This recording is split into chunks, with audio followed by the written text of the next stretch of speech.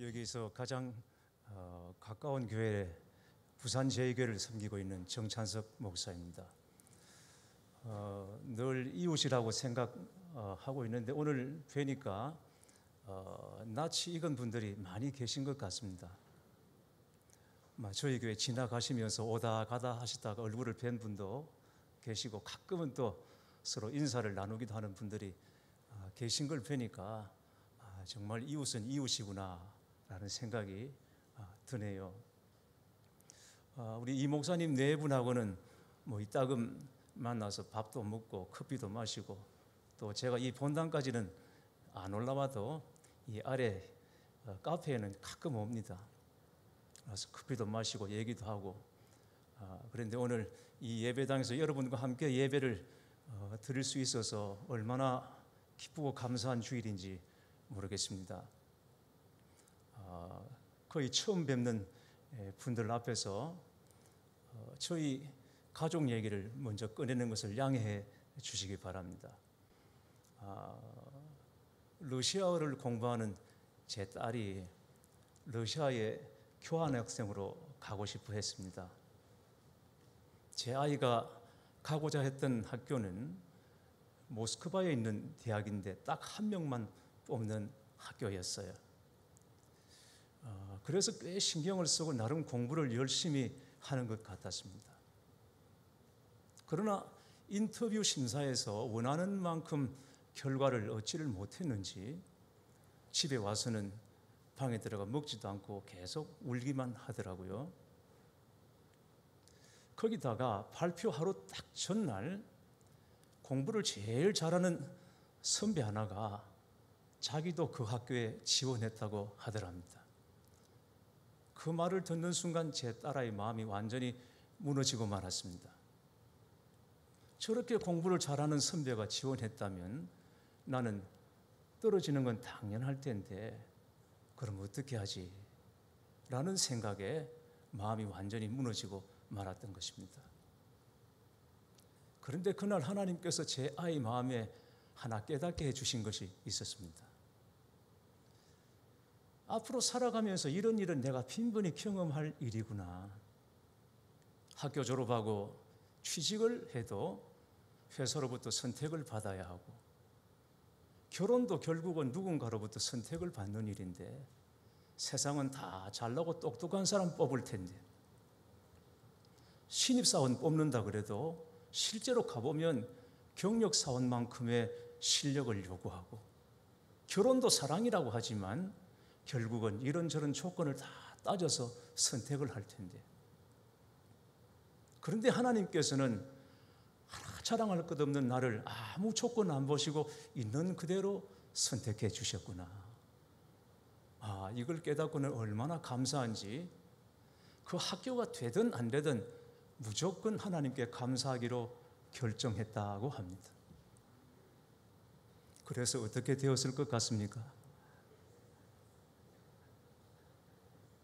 네, 제 딸아이가 한 명 뽑는 그 대학을 코로나 전에 다녀왔습니다. 네, 이웃이 맞군요. 네. 여러분, 복음이 무엇입니까? 복음은 하나님은 우리와 보시는 눈이 다르다는 것입니다. 내가 누군지는 내가 제일 잘 압니다. 그래서 스스로 실망하고 좌절할 때가 많죠. 나도 내가 싫을 때가 있고 용납이 안 될 때가 참 많습니다. 누가 나를 괴롭힌다고 하는데 사실은 자기를 가장 괴롭히는 사람은 바로 자기 자신이죠. 내가 너무 싫고 용납이 안 되기 때문에 그렇습니다. 그런데 그런 우리를 위해서 하나님은 독생자 예수님을 아낌없이 내어주셨습니다. 그리고 예수님은 그런 우리를 위해서 기꺼이 십자가에 못 박혀 죽으셨습니다. 자, 그래서 우리가 구원을 받았는데 그동안 우리가 얼마나 많이 변했습니까? 우리가 얼마나 많이 달라졌습니까? 물론 변한 것도 많이 있겠지만 또 한쪽으로는 퇴보하고 굳어진 것도 있지 않습니까? 그럼에도 불구하고 예수님께서는 우리 위해 십자가 진 것을 단 한 번도 후회하신 적이 없으시고 그 사랑을 한 번도 철회하지 않으시고 변함없이 우리를 사랑하십니다. 지금도 필요하다면 나 한 사람을 위해서 기꺼이 십자가를 지시고 그걸 기뻐하실 만큼 우리를 사랑하십니다. 뿐만 아니라 죽으시고 부활하셔서 하늘에 올라가셨다가 우리와 잠시도 떨어져 계실 수가 없어서 그 하늘 보좌를 버리시고 우리에게로 찾아 들어와 계십니다. 우리 안에 계신 성령님이십니다. 성령의 내주하심입니다. 그래서 하나님께서 우리를 보실 때는 나의 어떠함이 아니라 내 안에 계신 예수님으로 나를 봐주신다는 것. 이게 바로 복음 중의 복음입니다. 그러므로 여러분, 우리가 하나님의 사랑을 말할 때 뭐가 된다 안 된다 있다 없다 이런 것 가지고 하나님의 사랑을 판단하시면 안 됩니다.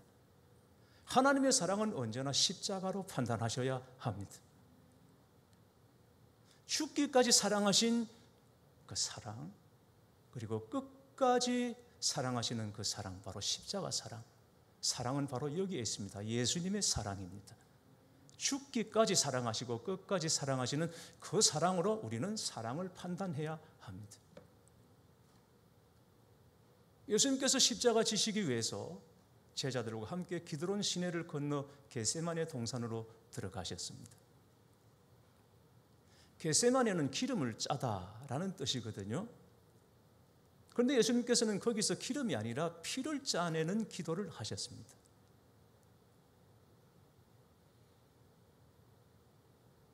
예수님은 이따금 제자들과 함께 그 동산에 들어가 기도하셨기 때문에 가룟 유다도 그곳을 알고 있는 장소였습니다. 이따금 예루살렘에 오시면 주님은 제자들과 함께 거의 같은 시간에 그곳에서 기도하셨습니다. 그래서 가룟 유다도 이 시간쯤이면 예수님께서 거기서 기도하시겠구나라는 것을 알고 있었던 것입니다. 예수님께서 마지막 기도 장소를 유다도 아는 장소로 정하셨다는 것은 십자가를 피하지 않으셨다는 것을 의미하는 것입니다. 예수님의 기도가 끝났을 즈음에 가룟 유다가 로마 군대와 대제사장과 바리새인들이 보낸 사람들과 함께 나타났습니다. 그들은 등과 횃불과 무기를 들고 나타났습니다. 다른 복음서에 보니까 칼과 몽치를 가지고 나타났다고 했습니다. 칼과 몽치 곧 몽둥이입니다. 여러분 생각해 보십시오. 우리 주님을 마치 강도나 좀도둑 잡는 것처럼 그렇게 나타났다는 것입니다. 그럼에도 불구하고 주님은 순순히 응해 주십니다. 그 무리에 저항하지 않으셨습니다. 만약 예수님께서 예루살렘을 피해 다른 곳으로 가셨다면 잡히지 않으셨겠죠. 겟세마네로 가시면 잡히신다는 것을 알고도 그 겟세마네로 굳이 들어가셨습니다. 왜 그랬습니까? 그게 사랑이니까. 그게 주님이 가셔야 될 사랑의 길이었기 때문입니다. 그래서 주님은 굳이 잡힐 걸 아시면서도 그 동산에 들어가십니다. 그래서 무리 앞에서도 흔들리지 않고 오히려 상황을 주도하시죠. 예수님께서 먼저 무리에게 말을 건네십니다. 너희가 누구를 찾느냐? 나사렛 예수를 찾는다고 했습니다. 그러자 예수님께서 내가 그니라 하십니다. 그리고 다시 한번 너희가 누구를 찾느냐 물으셨고 무리는 나사렛 예수를 찾는다고 했고 예수님은 내가 그니라고 대답하십니다. 왜 주님께서는 똑같은 질문을 같이 두 번이나 반복하셨을까? 무리가 온 이유를 모르셨기 때문에, 아니면 그들이 하는 말을 잘 못 알아들으셨기 때문에 그렇습니까? 그렇지 않습니다. 잡히시는 그 순간에도 마지막까지 제자들을 생각하셨기 때문입니다. 자, 여러분 성경 가지고 계시니까 성경 8절 9절 말씀 오늘 본문 보시겠습니다.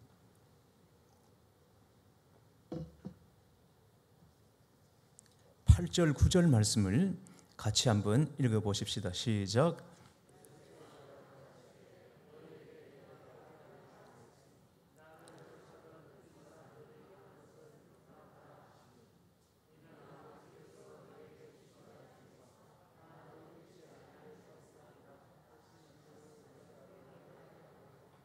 아멘. 너희가 누구를 찾느냐? 두 번 같은 질문을 반복하신 것은 무리가 찾는 것이 예수님이라는 사실을 분명히 하고, 그리고 제자들은 안전하게 돌려보내기 위함이었습니다. 너희가 나를 찾거든 이 사람들이 가는 것은 용납하라, 그렇게 말씀하셨습니다. 바로 이 말씀 바로 뒤에 베드로가 대제사장 종 말고의 귀를 내리치는 이야기가 나오지 않았습니까? 분개해서 예수님을 잡으려는 무리들 앞에서 칼을 내리쳤습니다. 저항했습니다. 그래서 귀가 떨어졌죠. 그런데 여러분, 베드로가 그 말고의 귀를 떨어뜨리기 위해서 정확하게 조준을 해가지고 귀를 쳤겠습니까? 그렇지 않습니다. 사람을 죽이려고 머리를 내리친 겁니다. 그랬더니 저쪽에서 피했든지 아니면 베드로가 흥분해서 잘못 쳤든지 귀가 떨어졌습니다. 예수님께서는 그런 베드로의 허물까지도 다 품으십니다. 누가복음에 보면 예수님께서 그 떨어진 귀를 다시 붙여주셨다고 그러셨어요. 아마 그렇게 하지 않았다면 주님보다 베드로가 먼저 당했을 것입니다. 끝까지 제자들을 지키시고 보호를 하셨습니다. 자, 이런 말씀을 보시면 예수님께서 내가 크니라 고 말씀하실 때 무리가 뒤로 물러나 다 땅에 엎드러졌다라고 말씀합니다. 다시 말하면 예수님께서 너희가 누구를 찾느냐? 나사렛 예수라, 내가 크니라, 이 말씀하실 때 갑자기 능력이 임해서 잡으려 온 무리들이 바람이 나는 겨처럼 뒤로 나가 떨어졌다, 이 말씀입니다.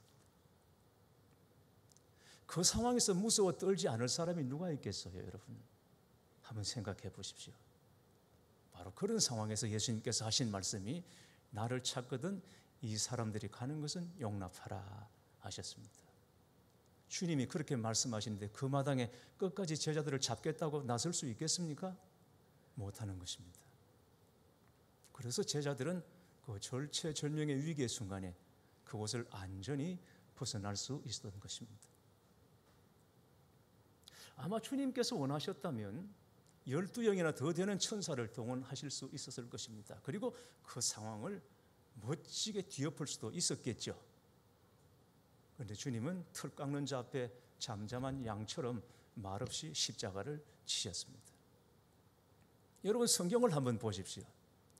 예수님은 단 한 번도 생애 중에 단 한 번도 하나님으로서 하나님의 능력을 자신을 위해 쓰신 적이 없습니다.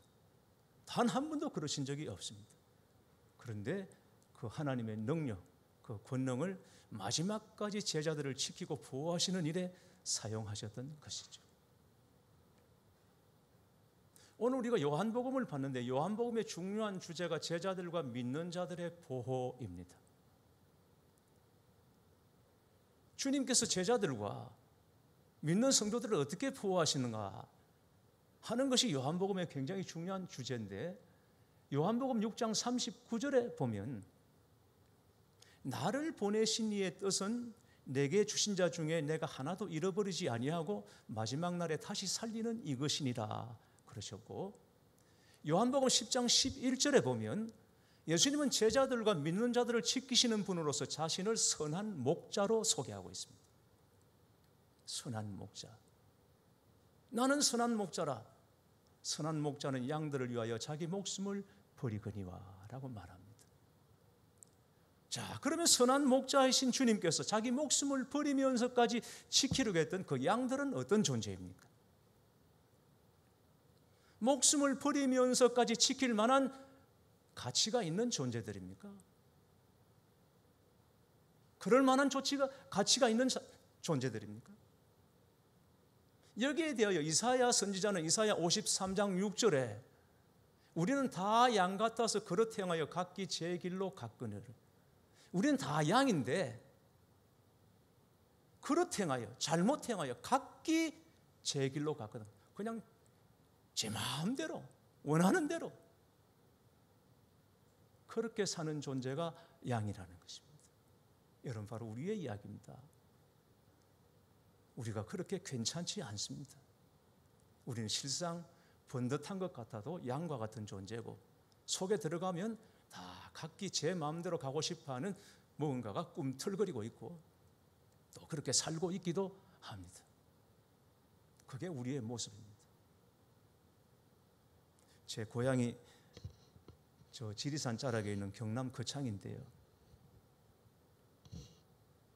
어릴 때 라디오가 있는 집이 딱 한 집이 있었습니다.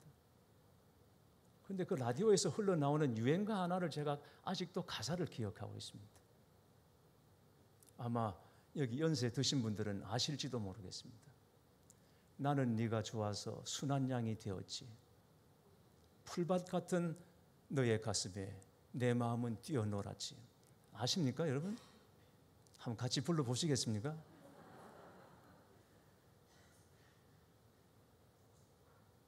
제가 그 노래를 들으면서 한 번도 양은 본 적이 없지만 양은 굉장히 순한 동물이구나 그런 생각을 했습니다. 그런데 나중에 양의 특징을 알고 난 다음에 그 노랫말이 틀렸다는 것을 알았습니다. 양은 고집이 말할 수 없이 셉니다. 정말 고집불통입니다. 아마 하나님께서 만드신 짐승 중에 스스로 살아갈 능력이 가장 떨어지는 것이 양일 것입니다. 양은 머리가 굉장히 나쁩니다. 여러분 혹시 양 조련사를 보신 적 있습니까? 양을 데리고 마술을 부리는 사람 보신 적 있습니까? 곰도 구르는 재주가 있지만 양을 데리고 구르는 재주를 가르친다는 사람을 저는 아직 들어보지 못했습니다. 그러기에는 양이 너무 아둔하기 때문입니다. 양은 자기 방어 능력이 너무 없습니다.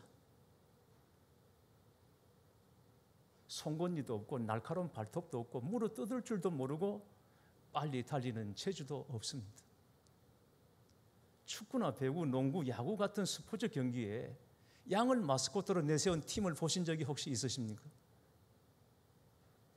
타이거스, 라이온즈, 베어스, 불스, 이글스 그런 팀은 있어도 램즈는 없습니다. 왜냐하면 양의 이미지로는 파이팅이 안 되기 때문입니다. 양은 굉장히 더럽습니다. 고양이도 자기 얼굴 세수를 하거든요. 그래서 대강 얼굴만 씻는 걸 고양이 세수라고 그러지 말하지 않습니까? 새들도 물통에 들어가서 파닥파닥거리면서 부리로 자기 깃을 가지런히 정리를 해요. 그게 씻는 거거든요. 곰도 강 속에 들어가가지고 몸 씻는 장면을 본 적이 있습니다. 그런데 양은 더러우면 더러운 대로 그냥 나뒹굽니다. 더럽다 깨끗하다 개념 자체가 없습니다. 그런데 다윗은 시편 23편에 여호와는 나의 목자시니 내게 부족함이 없으리로다 라고 고백합니다. 하나님은 자기 목자시고 다윗 자신은 양이라는 것입니다. 그 위대한 다윗이 고작 양입니까? 그러면 다윗은 양 외에 다른 비유로 자신을 표현할 능력이 없었던 것입니까? 시편을 보십시오. 다윗은 상상력에 대하여 표현의 귀재입니다. 다윗은 노래의 가사를 쓰고 거기다 곡을 붙이고 스스로를 노래 부르는 싱어송라이터입니다. 그리고 악기 연주가 가능한 위대한 탁월한 뮤지션입니다.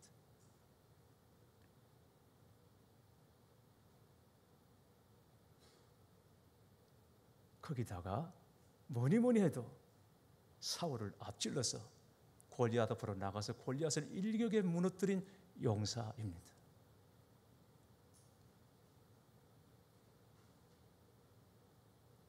그리고 다윗은 이스라엘 위대한 왕입니다. 코로나 직전에 발발하기 직전에 자카르타에 집회를 갔더니 제가 묵은 숙소 카페 지배인이 중년 부인이었는데 제가 한국 사람인 걸 알고는 하소연을 하더라고요. 사연인즉슨 딸이 하나 있는데 한국 아이돌 그룹에 완전히 미쳐가지고 빠져가지고 정신을 못 차린다. 공부도 안 하고 온통 음악만 들고 가끔 한국의 아이돌 그룹이 자카르타에 공연 오면 만사를 제쳐도 거기 가서 달려드는 바람에 어떻게 했으면 좋겠냐고 대강 얘기를 들으니까 그런 얘기였습니다. 아마 타윗이 지금 나타나서 활보한다면 뭐 지금의 아이돌은 상대가 안 되겠죠. 여러분 아시죠? 사울이 죽인 자는 천천히요 다윗이 죽인 자는 만만이로다. 이게 당시 근동의 최고 인기 가요 순위 1위였습니다. 이스라엘뿐만 아니라 이스라엘 경계를 넘어서 견동을 휩쓴 부동의 인기 가요 1위. 사울이 죽인 자는 천천히요 다윗이 죽인 자는 만만이로다.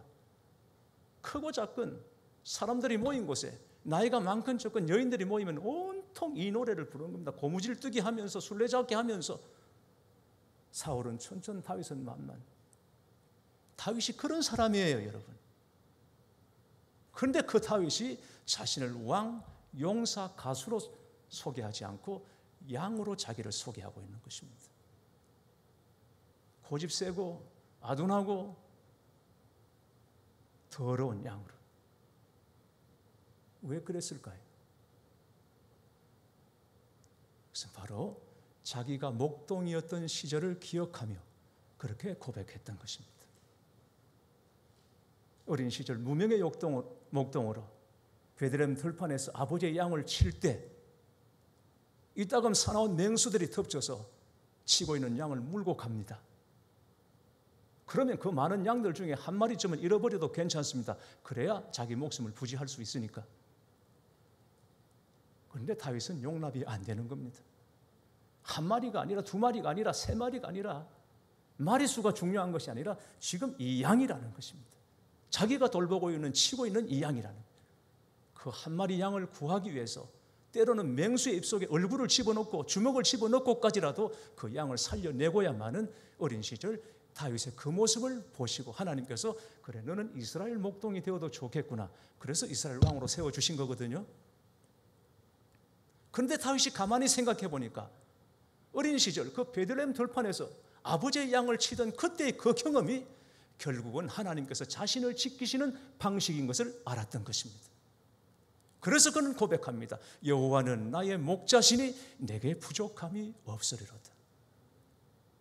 하나님이 나를 지키고 계시기 때문에 내가 내 양 새끼 한 마리 지키기 위해서 목숨을 불사하고 지켰던 것처럼 하나님은 예수 그리스도를 내어주시고 나를 지키신다라는 이 믿음을 앞서 내다보았던 것이죠.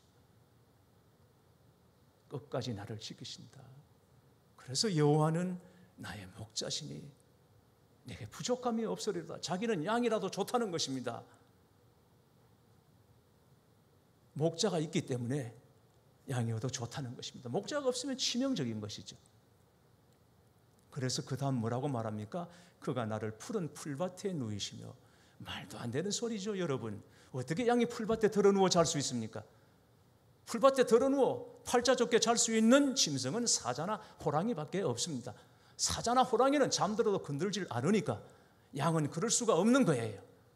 그런데 일개 양인 다윗이 풀밭에 들어누워 잠을 잘 수 있는 배짱과 담력을 얻었던 것은 목자이신 하나님께서 자기를 지키고 계시기 때문에. 그래서 그가 나를 푸른 풀밭에 누이시며 나는 양이 너무 좋아. 너무 좋아. 그냥 양이 아니라 목자가 있는 양이기 때문에 나는 너무 좋아.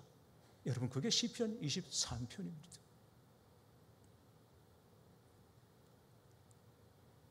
전 경북대학교 총장을 지내신 박찬석 교수님의 일화입니다. 저하고 이름이 같아서 제가 그분의 이야기를 관심 있게 들었습니다. 고향이 경남 산청인데 동네에서 제일 가난한 소장농의 아들로 자랐습니다. 그런데 아버지는 가정 형편도 안 되고 머리도 안 되는 아들을 대구로 유학을 보냈습니다. 대구 중학을 다녔는데 공부가 하기 너무 싫었어요. 1학년 석차가 68명 중 68등이었습니다. 자매님 왜 놀라십니까? 여러분, 꼴찌를 우습게 보시면 안 됩니다. 가만히 보니까 꼴찌는 정말 공부 못하는 애들은 꼴찌를 못해요. 왜냐하면 실수로 정답을 적을 수가 있거든요. 그래서 정답을 피해갈 수 있는 정도는 실력이 돼야 꼴찌를 할 수 있어요.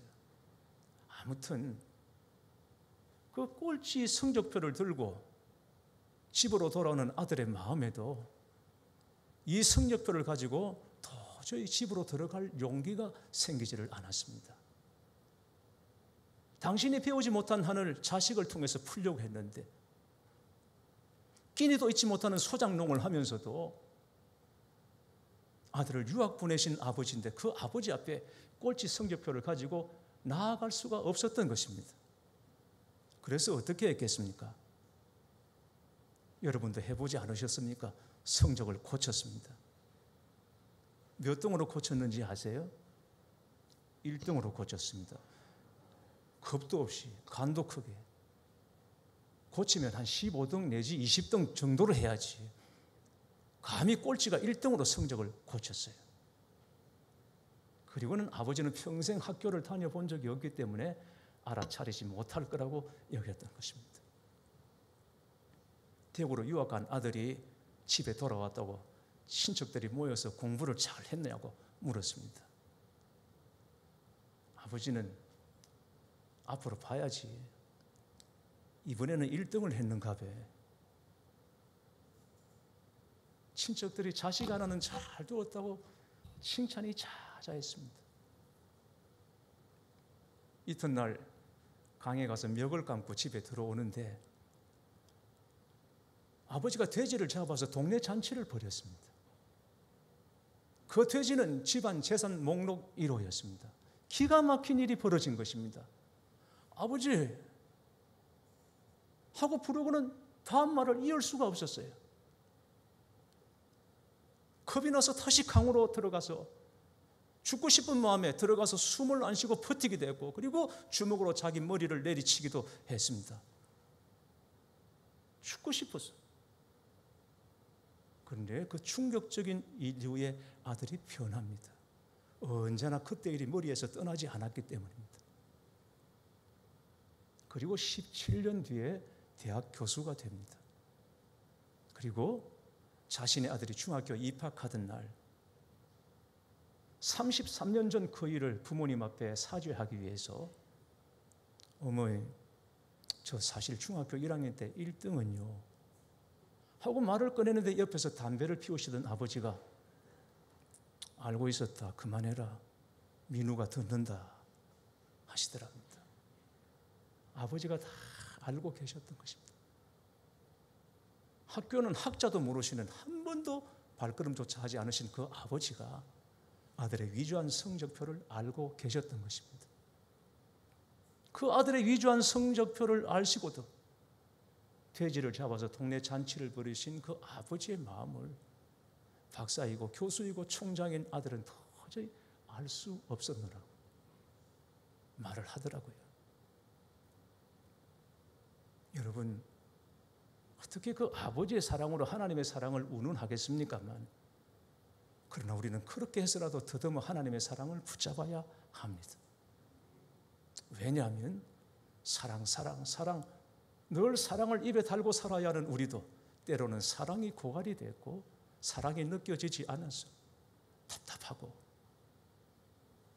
그리고 마음이 클클할 때가 얼마나 많습니까? 주의 일을 하면서도 과연 이게 사랑인가? 라는 의구심이 들 때가 얼마나 많습니까? 그러나 여러분, 그럴 때라도 우리는 하나님의 사랑을 뭐가 되고 안 되고 있고 없고 이런 것 가지고 판단하시면 안 됩니다. 하나님의 사랑은 언제나 십자가로 판단하셔야 합니다.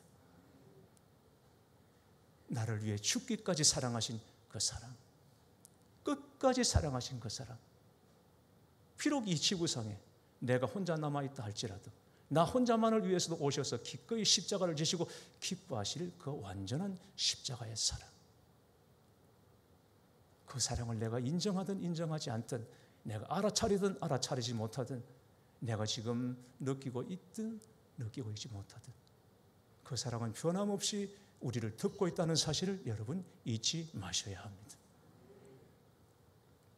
여러분, 그 사랑이면 충분하지 않습니까? 그 사랑 하나면 다 아닙니까?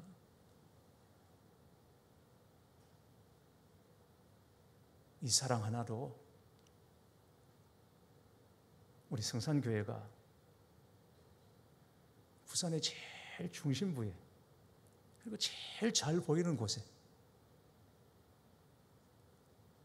저기서 넘어와도 보이고 부산역에서 내려와도 보이고 범일동에 와서도 보이고 저 뒤에서도 보이고 제일 잘 보이는 부산의 중심부에 있는 우리 부산 성산교회가 다른 것이 아니라 사랑으로 소문난 교회, 그리고 성산교회 성도님들이 사랑으로 소문난 성도님들이 되시기를 바랍니다.